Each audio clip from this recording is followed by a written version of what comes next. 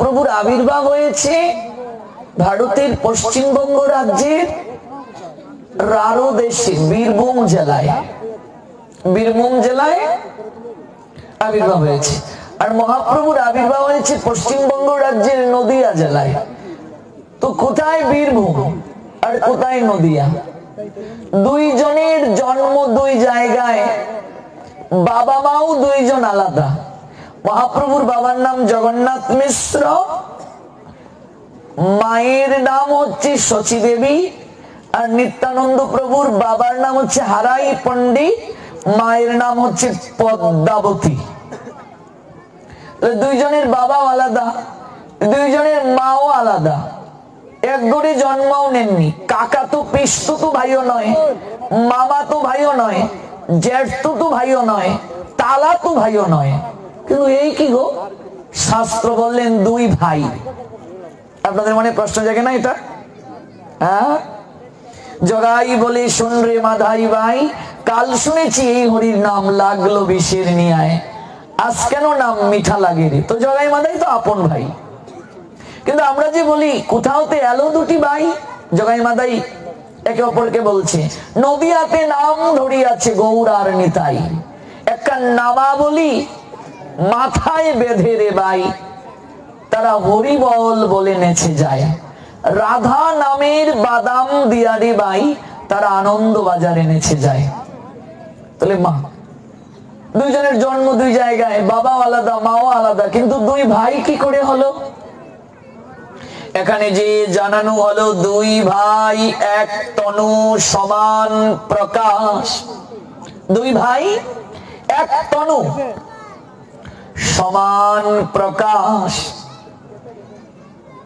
এবার মনে রাখতে হবে লীলার সঙ্গে তত্ত্ব জানতে হবে, তত্ত্ব না জানলে হবে না। লীলার সঙ্গে তত্ত্বটা বড় প্রয়োজন। তত্ত্ব কি? জন্ম কর্ম চমে দিব্যম এবং ইয়া ব্যক্তি তত্ত্বত। ঠিক আছে ভাই, অনেক সুন্দর সাউন্ড হয়েছে।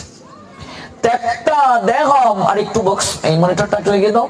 ত্যক্তা দেহম পুনর্জন্ম, কালকে একটু উঁচু জায়গায় দেবে তুলে। হ্যাঁ, ত্যক্তা দেহম পুনর্জন্ম নয়তি মামেতি সর্জুন। বলছেন এটা একটু এগিয়ে দাও মনিটর। আমার জন্ম কর্ম সকল কিছু হচ্ছে দিব্য। জন্ম কর্ম চমে দিব্যম এবং ইয়া ব্যক্তি তত্ত্বত ত্যক্তা দেহম পুনর্জন্ম নয়তি মামেতি সর্জুন। One who knows the transcendental nature of my appearance and activities does not upon leaving this body take his birth again in this material world. Abudu Arjun said, omnipotent maker Krishna Srimad Bhagavad Gita 4th chapter 9 verse. ভগবান জানালেন গীতায়, আমার জন্ম আমার কর্ম দিব্য। ভগবানের জন্ম কর্ম এটি সাধারণ মানুষের মতো নয় বাবা। আমাদের জন্ম যেমন পিতামাতার মিলনে হয়, কিন্তু ভগবানের জন্মটা সেভাবে নয়। জন্ম কর্ম চমে দিব্যম, এটা দিব্য। তারপর কি বলছেন? এটিকে জানতে হবে তত্ত্বগত ভাবে। তত্ত্বটা কি? তত্ত্ব যদি কেউ না জানে, আসা যাওয়া কোনোদিন বারণ হবে না। তত্ত্ব জানলে ত্যক্তা দেহম পুনর্জন্ম নয়তি মামেতি সর্জুন। তত্ত্ব জানলে আসা যাওয়া বারণ হবে।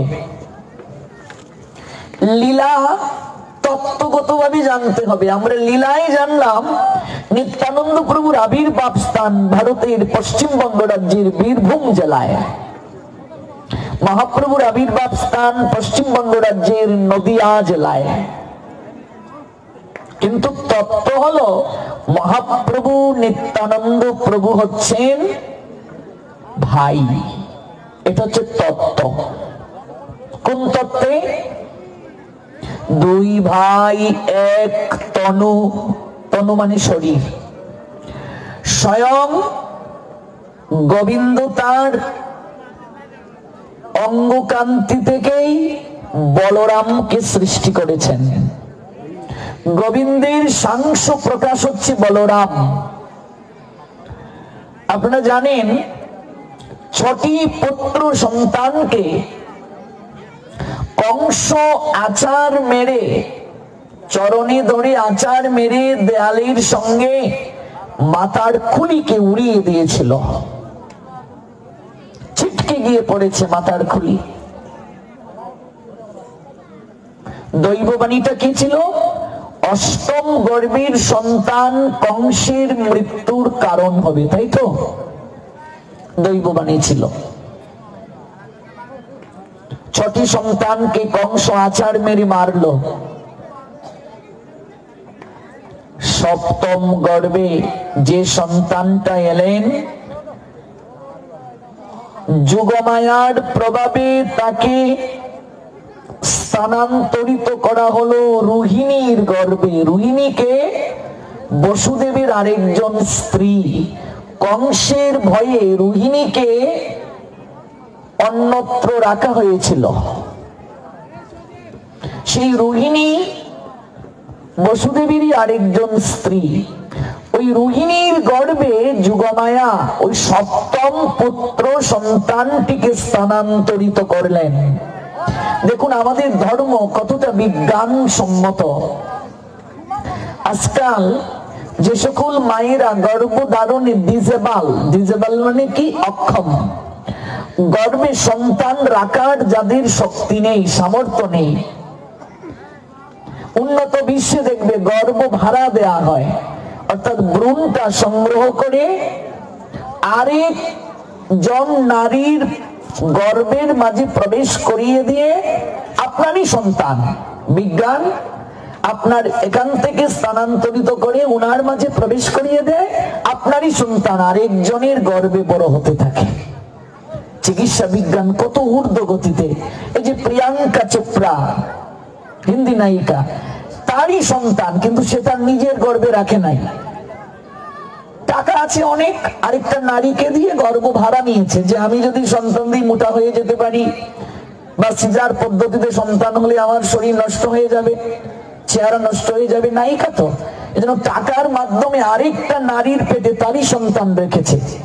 পিতার বীর্য মায়ের রজকে সংগ্রহ করে, রজ আর বীর্যের মিলন হয়ে যখন ভ্রূণ হয়, এটা আরেকটা নারীর মাঝে প্রবেশ করিয়ে সেখানে গর্ভে সন্তান বেড়ে তোলা হয়। বিজ্ঞান কত চিকিৎসা পদ্ধতিতে উন্নত হয়েছে, উন্নত বিশ্বে এরকম হয়। এটাকে বলে গর্ভ ট্রান্সফার। কিন্তু আজ থেকে হাজার হাজার বছর আগে এই থিওরি আমাদের ভাগবতে আছে, বলা যায় আমাদের শাস্ত্রে তত্ত্ব আছে। কি? এই যে 6টি পুত্র সন্তানকে যখন কংস মারলো আছাড় মেরে, সপ্তম গর্ভে যে সন্তানটা এলো, এই সন্তানটাকে যোগমায়া দেবকীর গর্ভ থেকে আরেকটা গর্ভে নিয়ে গেলেন, রোহিণীর গর্ভে। এই গর্ভ ট্রান্সফারের থিওরি সনাতন শাস্ত্র থেকে নেয়া, ভাবা যায়, কল্পনা করা যায়। রোহিণীর গর্ভে নিয়ে যাওয়া হলো। কংস জানলো দেবকীর গর্ভ নষ্ট হয়ে গেছে, গর্ভপাত হয়ে গেছে। কিন্তু এই সন্তানটা কোথায় গেল? রোহিণীর গর্ভে। ওই সন্তানটাই হলেন বলরাম, সপ্তম গর্ভের সন্তান। আর এই বলরামেই হলেন পরম দয়াল নিত্যানন্দ প্রভু। ওই বলরাম নিতাই হয়ে এলেন। তাহলে কৃষ্ণ আর বলরাম আপন ভাই কি ভাই না? কথা বলুন, আপন ভাই। ভগবান বলছেন আমার জন্ম কর্ম এগুলো তুমি, আমার লীলা তুমি তত্ত্বগতভাবে জানবে। তত্ত্বগতভাবে যদি তুমি জানো, ত্যক্তা দেহম পুনর্জন্ম নয়তি মামেতি সর্জুন, যদি তুমি তত্ত্বগতভাবে জানতে পারো, তাহলে তোমার জগতে আসা যাওয়া বারণ হয়ে যাবে। তাই গোবিন্দের সাংস প্রকাশ বলরাম। পিছনে কে কথা বলছেন? কমিটির প্রতি দৃষ্টি দিচ্ছি, পিছনে কথা বলা যাবে না। গোবিন্দের সাংস প্রকাশ বলরাম, আর এই বলরাম হলেন নিত্যানন্দ প্রভু, আর গোবিন্দ স্বয়ং হলেন গৌর হরি। রাধার ভাবে বিভোর হয়ে জগতে এলেন। দেখুন নিতাই চাঁদের যে কথা, আমরা একটু পরে প্রেমের রাজ্যে, ভক্তির রাজ্যে প্রবেশ করব। আর প্রেমের কথা, ভক্তির কথা শ্রবণ করতে গেলে নীরবতা এবং ভক্তি প্রেম যদি শ্রোতার মাঝে পরিলক্ষিত না হয়, যত বড়ই ভালো বক্তা হোক না কেন, দেখবেন আলোচনায় প্রেম হবে না, ভক্তি হবে না।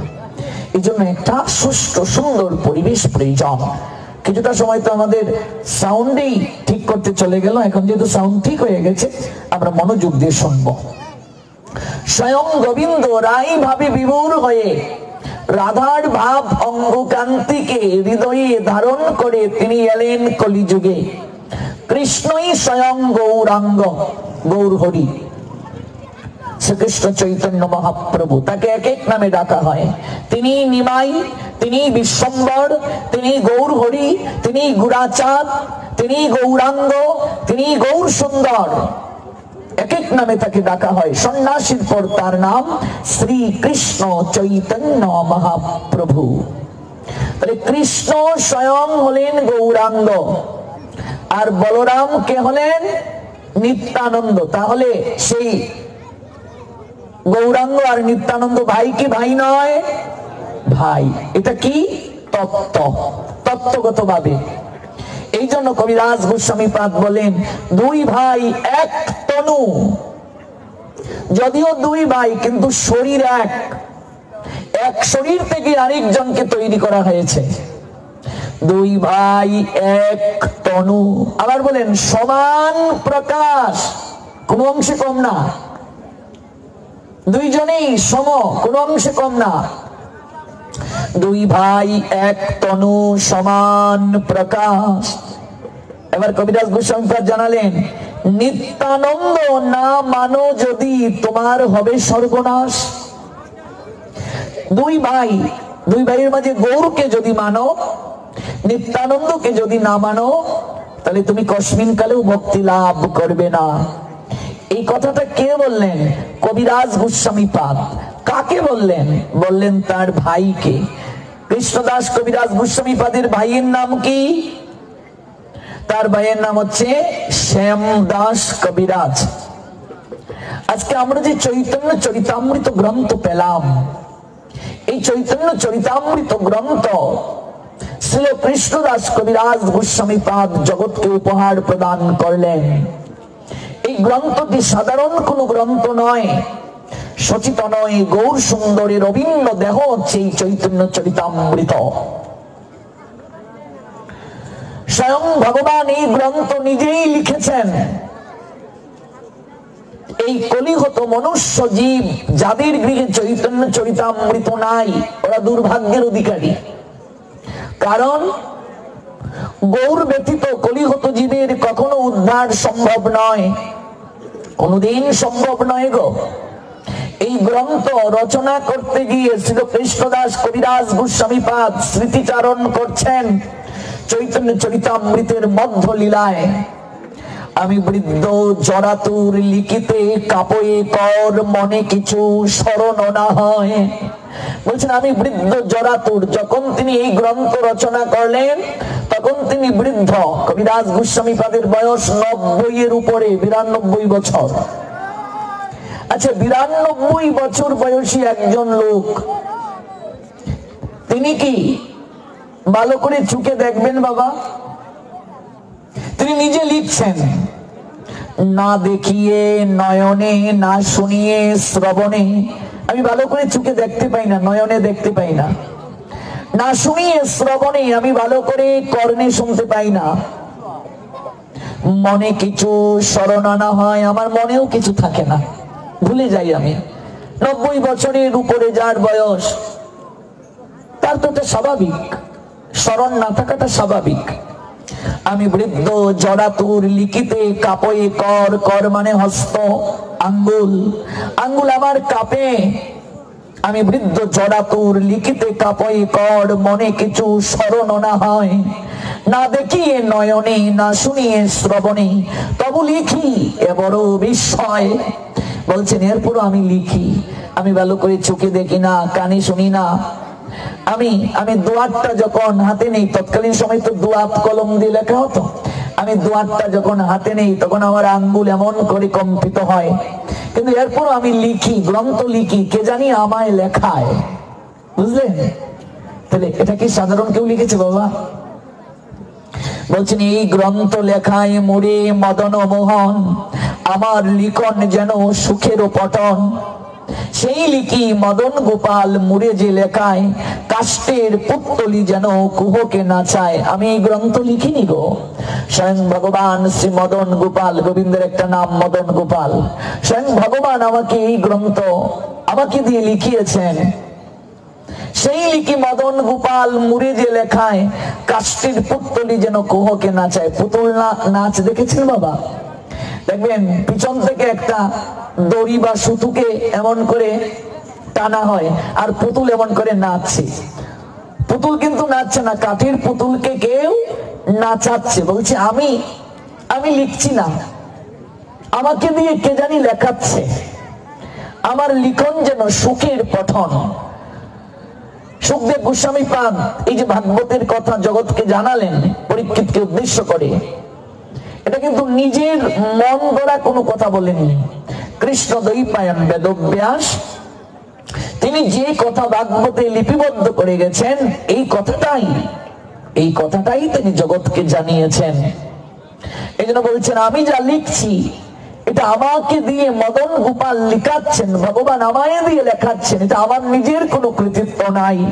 কারণ আমি বৃদ্ধ জড়াতুর লিখিতে কাপই কর, মনে কিছু স্মরণ না হয়, না দেখিয়ে নয়নে না শুনিয়ে শ্রবণে, তবু লিখি এ বড় বিস্ময়।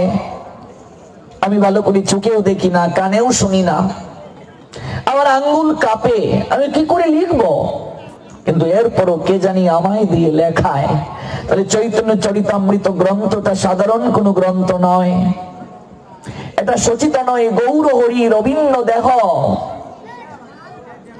সকল বৈষ্ণব সমাজ কৃষ্ণদাস কবিরাজ গোস্বামী পাদকে অনুরোধ করলেন যে মহাপ্রভুর পূর্ণাঙ্গ লীলা, বিশেষ করে অন্তলীলাটা আমাদের শোনার বড় আগ্রহ।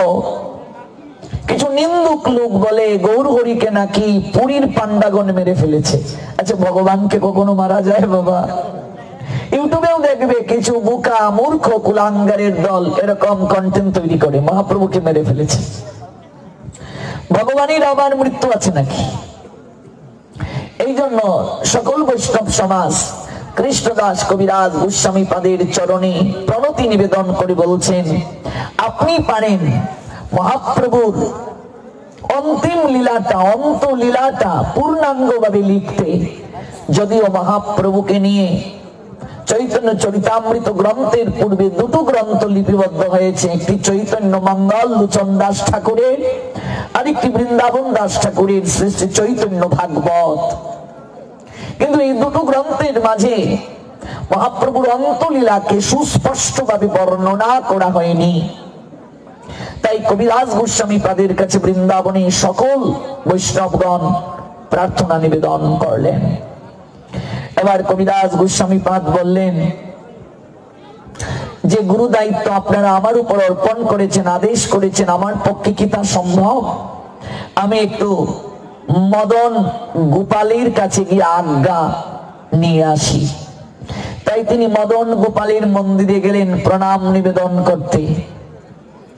ভগবানকে যখন তিনি প্রণাম দিতে গেলেন তখন ভগবান শ্রী মদন গোপালের গলা থেকে মালাটা খসে পড়ল।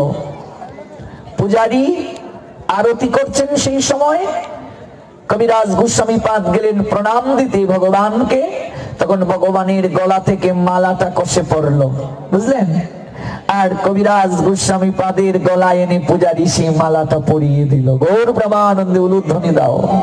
ভগবানের গলার মালাটা খসে পড়লো, গলা থেকে খসে পড়লো আপনা থেকে। যখন বলছেন প্রভু সকল বৈষ্ণবগণ আমায় যে আদেশ করেছেন, আমার দ্বারা কি এটি সম্ভব?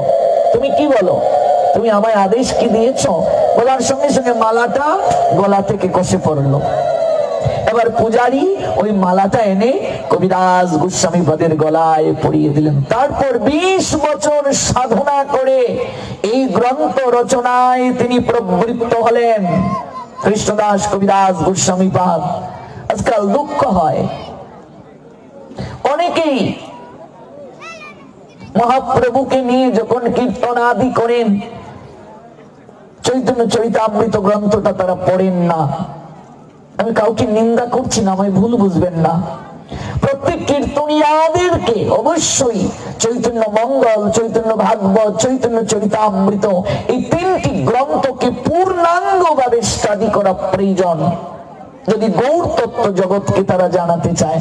আজকাল তো কীর্তন ঘুমটা তুলে কি বলে বদন খুলে দেখেছিলাম তারে গো, দেখেছিলাম তারে, এইসব কীর্তন শুধু।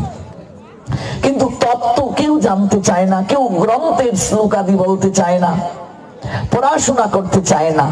সাধনা ছাড়া এগুলো কি করে হবে বলুন? কি করে হবে?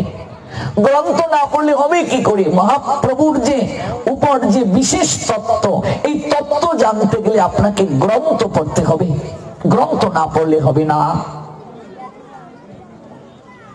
চৈতন্য চরিতামৃত গ্রন্থ রচনা হলো। সেই চৈতন্য চরিতামৃত গ্রন্থে নিজের পরিচয় দিতে গিয়ে শ্রীল কৃষ্ণদাস কবিরাজ গোস্বামী পাদ জগৎকে জানাচ্ছেন, শেখাচ্ছেন, বুঝাচ্ছেন।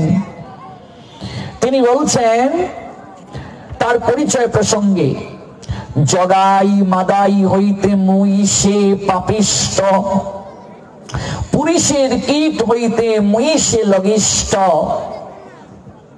কতটা দৈন্যতা দেখুন, কতটা নিজেকে তিনি দীন বলে প্রকাশ করছেন। বলছেন জগাই মাদাই তাদের থেকেও মহা পাপী হলাম আমি। শ্রী কৃষ্ণদাস কবিরাজ গোস্বামী পাদ বললেন, যার হাত ধরে ভগবান নিজে লিখছেন তিনি সাধারণ কেউ বাবা। ভগবানের গলার মালা পড়ে গেল, আজ্ঞা চাইতে গেলেন, ভগবান গলার মালাটা কষে পরিয়ে দিলেন।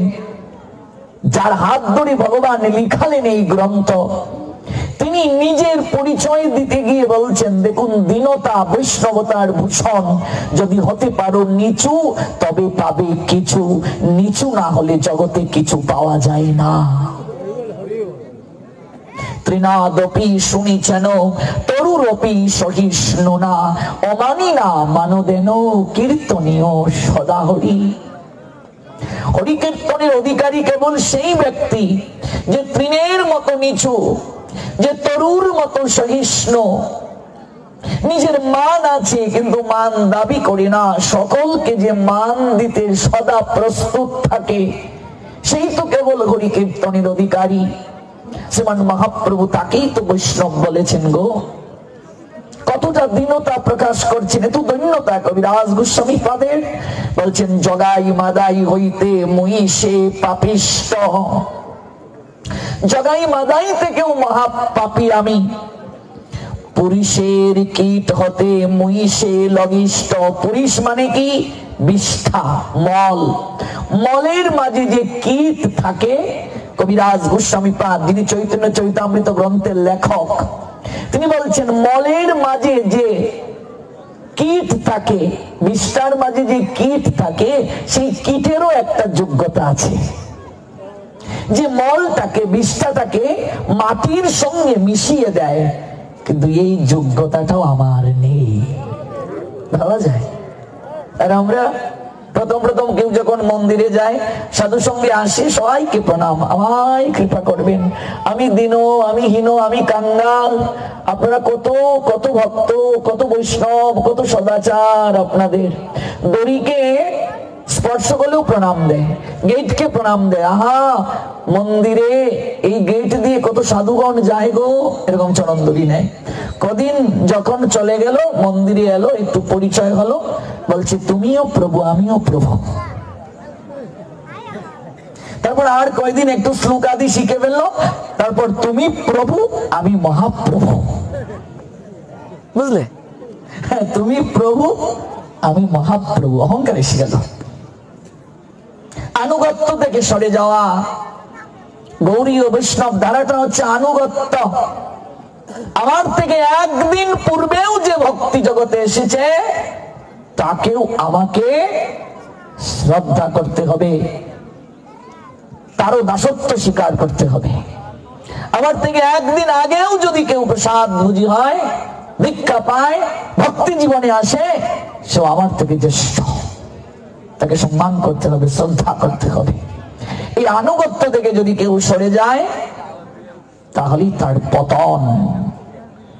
পুরুষের কীট হতে মহিষে লঘিষ্ঠ, মোর নাম শুনে যেই তার পুণ্য হয়, মোর নাম শুনে যেই তার পুণ্য ক্ষয়, মোর নাম লয় যেই তার পাপ হয়। ধন্যতা বলে বলছেন আমার নাম যদি কেউ নেয় তার পুণ্য ক্ষয় হয়। আর ভগবান বললেন আমার ভক্তের নাম যদি কেউ শুনে আমার থেকে বেশি কৃপা তার হয়।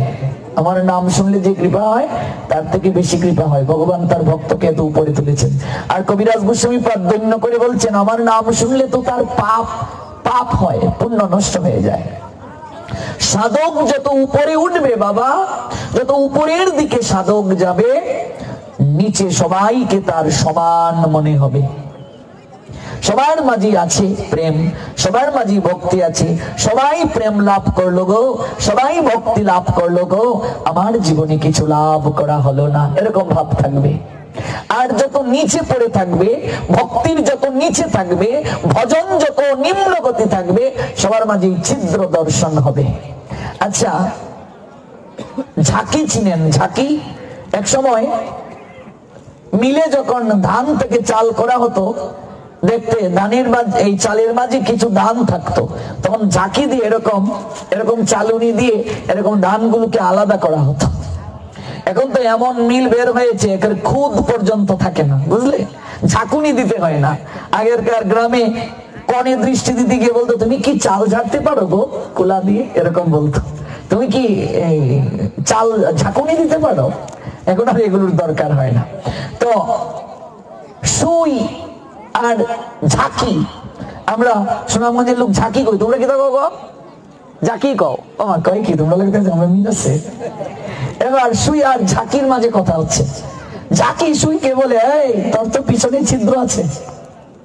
আচ্ছা, সুইয়ের যদি একটা ছিদ্র, ঝাঁকির কয়টা ছিদ্র বাবা? ঝাঁকি সুইকে বলছে তোর তো ছিদ্র আছে, তোর ছিদ্র আছে। তো সুইয়ের যদি ছিদ্র থাকে একটা, ঝাঁকির ছিদ্র কয়টা? নিজের এতগুলো ছিদ্র আছে, এরপর সুইকে বলছে তোর ছিদ্র আছে। এই জন্য যারা ভক্তিতে নিম্নগতি, ও নিজের ছিদ্র দেখে না, অপরের ছিদ্র অন্বেষণ করে, অপরের দোষ অন্বেষণ করে, অপরের ছিদ্র অন্বেষণ করে। কিন্তু শাস্ত্র জানালেন যে ভজনের ঊর্ধ্ব স্তরে চলে গেছে। সমশত্রৌ চ মিত্রে চ তথা মান অপমানয় শীত উষ্ণ সুখ দুঃখেষু সমসঙ্গ বিবর্জিতা। শত্রু মিত্রে সমজ্ঞান যতদিন পর্যন্ত আমার চিত্তে না আসবে ততদিন পর্যন্ত আমি ভক্ত হতে পারবো না, গোবিন্দের প্রিয় হতে পারবো না, কোনদিন সম্ভব নয়। যত ভক্তির নিচে থাকবো ততই সবার মাঝে দোষ দর্শন হবে, ছিদ্র দর্শন হবে। আর ভক্তির উপরে যখন চলে যাব সবার মাঝেই ভালো গুণ দেখতে পারবো, আর কেবল নিজের মাঝে ছিদ্র দর্শন হবে। যে ও রাধারানীর কৃপা পেয়ে গেল গো, আমার হলো না। আমার গুরুদেব বলেন যদি প্রতিযোগিতা করতে হয় ভজনের প্রতিযোগিতা করো। যে সে জল পেয়ে একাদশী করে, আমি নির্জলা একাদশী করব। প্রতিযোগিতা হলে ভজনের প্রতিযোগিতা, যেটা রাধারানীর সঙ্গে চন্দ্রাবলী করার চেষ্টা করতেন। চন্দ্রাবলী রাধারানী ভজনের প্রতিযোগিতা করতেন, কে কত বেশি গোবিন্দকে ভালোবাসবে। আর আমরা প্রতিযোগিতা করি কি, ওরা 3 পেয়ার সাউন্ড এনেছে দুর্গাপূজায়, আমরা 5 পেয়ার আনবো। আমাদেরটা ঘুম ঘুম ঘুম বেশি করে, বুঝলে, ওই এইভাবে ডেকোরেশন করেছে, আমরা ভিন্নভাবে থিম তৈরি করব। মা সরস্বতীকে জলের মাঝে বাঁশ বেঁধে আমরা রাখবো। এক জায়গায় মায়ের মণ্ডপ করেছে, এইভাবে দেখতে হয়, মানে একেবারে এত উপরে মণ্ডপ, আপনি অবাক হবেন, ভালো করে দেখাই যায় না। মাকে দেখতে হয় অনেক উপরে একটা বাক্সের ভিতরে মাকে এরকম রেখেছে, এরকম। আচ্ছা, এটার মাঝে কি আছে বলুন তো? বলছে আমাদেরটা সবচেয়ে ব্যতিক্রম। আজকাল পূজা পার্বণে ভক্তি শ্রদ্ধা এগুলি নিয়ে প্রতিযোগিতা নাই, যে আরতি কার কত সুন্দর হবে এগুলো না। কে কত ডিজে বাজাতে পারে, কে কত ডিজে চালাতে পারে, কার মণ্ডপ কত বেশি আনকমন হবে। এক জায়গায় কাদা মাটি করে, কাদা মাটির মাঝে সরস্বতীকে বসিয়ে রেখে দিয়েছে। আমাদেরটা সবচেয়ে ব্যতিক্রম, গ্রাম্য গ্রাম্য ভাব। শহরের মাঝে তো প্যাক কাদা কেউ পা দেয় না, তো ওরা কাদা করে এটার মাঝে সরস্বতী বসিয়ে রেখেছে। যে যা পারে তাই করছে, কেউ শাস্ত্র অনুসরণ করে না, জানার চেষ্টা করে না, বোঝার চেষ্টা করে না। এখানে আমার বাবার বয়সী যারা, তাদের সময়ে 10 গ্রাম হেঁটে গিয়ে একটা কীর্তন ছিল না, ভুল বলছি বাবা? দুর্গা পূজা অনেক গ্রাম পরে একটা ছিল। পূজার সংখ্যা কম ছিল, কীর্তনের সংখ্যা কম ছিল, কিন্তু মানুষের মাঝে শ্রদ্ধা ছিল, ভক্তি ছিল। আগের মানুষ ছিল সরল, ছিল ধর্মবল। আর এখন পাড়ায় পাড়ায় পূজা, পাড়ায় পাড়ায় কীর্তন, কিন্তু আমাদের জেনারেশনের মাঝে শ্রদ্ধা নাই, ভক্তি নাই, প্রেম নাই, কিছুই নাই। ছোটবেলা কীর্তনে গিয়ে কলা পাতায় প্রসাদ পেতাম, আপনারা নিশ্চয়ই পেয়েছেন। ওই কলা পাতার পরে এলো সমিতির সিলভারের থালা, সমিতিতে গান হতো সিলভারের থালা। তো সমিতির সিলভারের থালার পরে এলো স্টিলের থালা, স্টিলের থালার পরে এলো ওয়ান টাইম প্লেট, এখন চলছে।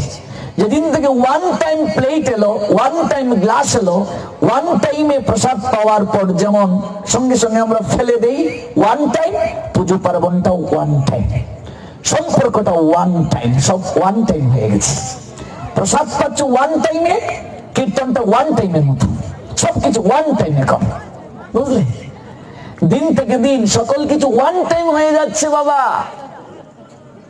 শাস্ত্র পড়তে কেউ রাজি না, গ্রন্থ বুঝতে কেউ রাজি না।